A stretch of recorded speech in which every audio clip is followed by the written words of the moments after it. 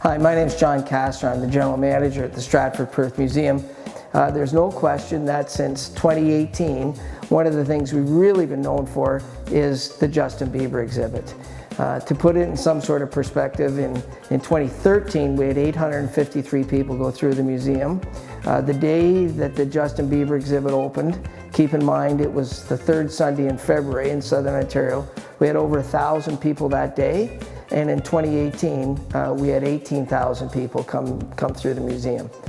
So the Justin Bieber exhibit's been a real change for us. It's certainly not your everyday exhibit. It appeals to people from other parts of the world.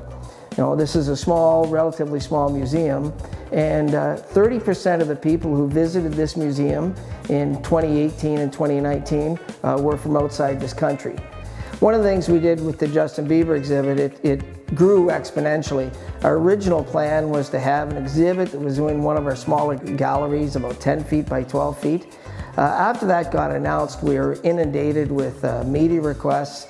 We had online ticket sales. The opening weekend was sold out, so we made a decision very quickly that we had to expand the exhibit massively. So we went from about 120 square feet to 1,000 square feet. We're in that gallery now, and the Rock and Roll Hall of Fame in Cleveland was a great help to us. They helped us design it. But some of the elements that we have that we're particularly proud of, we've replicated the front steps of the Avon Theater where Justin Bieber was discovered.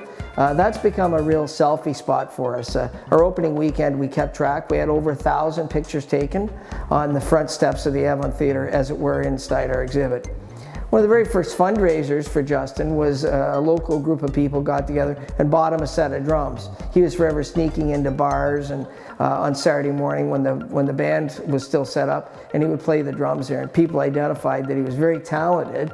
So it was a fundraiser to buy him his first set of drums. We have that set of drums. We have, more recently, he brought in the jersey that he wore in the NBA celebrity game in 2018, which we have on display. We go all the way from that to his minor hockey jacket that he wore as a 10-year-old. We've got Teen Choice Awards, surfboards hanging from the ceiling. We've got CMT Awards. And one of the interactive things we did that we really like is we put up a blackboard and we invited people to put messages on the blackboard. That blackboard has its own Instagram account. We leave messages on there. When we clean the blackboard off, we take a picture, we post it, and we've had messages on there from all over the world.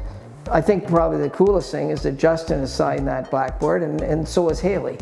One of the things about this exhibit too is his grandparents were an unbelievable resource for them.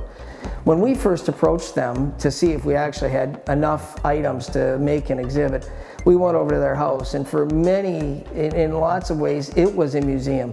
They had boxes and boxes of items that they had collected, and it goes all the way from his first hockey contract when he signed to play minor hockey. We've got that hockey registration form. We've got his first library card. We've got track and field ribbons. We've got a Rubik's Cube. We've got his first laptop. We go all the way from that up until, we have an incredible jacket that we have here on display.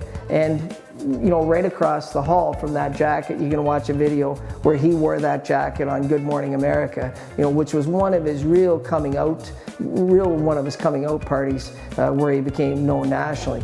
It was only a few months after he had signed, and for people here in Stratford, that was one of the more incredible parts of the story was, he's here, he's in grade 8, it's April of grade 8, and 6 or 7 months later, he's on the Ellen Show, he's on Good Morning America, he's singing at the White House, we have video of that.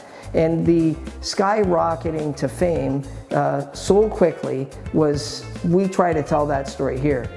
And sort of in conclusion, this exhibit here, as I said, sort of runs the gamut. It goes all the way from him as a little kid, lots of family photos of him as a kid, all the way up to the point where he's singing at the White House and, where he's performing, and or where he's with James Corden doing, doing one of the videos with him. So in closing, it's the Stratford Perth Museum. We're located in Stratford, Ontario, 300 meters west of the Stratford city limits. So we're just outside of town. We're on 7 acres, which includes a terrific trail system. The address, if you're Googling it, it's 4275 Huron Road. Our website is stratfordperthmuseum.ca. We're open 360 days a year, open 10 to 4 all of those days. We invite people here to come to the museum. Even during COVID, we take lots of safety precautions to make sure we're safe and to make sure you're safe, and we hope to see you soon. In many ways, we're a traditional community museum. We have an exhibit about the history of rail in Stratford and Perth County. We've got a new exhibit, which is the restored clock face from the old post office. Also in this museum, we have other normal exhibits you'd find lots of places. We have an exhibit about the Stratford Fire Department. We've got a Brooks steam car, which was the only car ever manufactured in Stratford. We've got a nice exhibit about the Perth Regiment, for example, which was a military unit from here that helped to liberate the Netherlands. All that said, we also have many traveling exhibits come through here. We've had Shakespeare's First Folio. We've had an exhibit from the Harper Lee Museum in Alabama, the first time it ever left the United States. And it was here the year the Stratford Festival presented To Kill a Mockingbird. We've also had the Anne Frank House exhibit from Amsterdam. So we really celebrate and put on display some really high profile traveling exhibits. And that's one of the things that we're perhaps most noted for.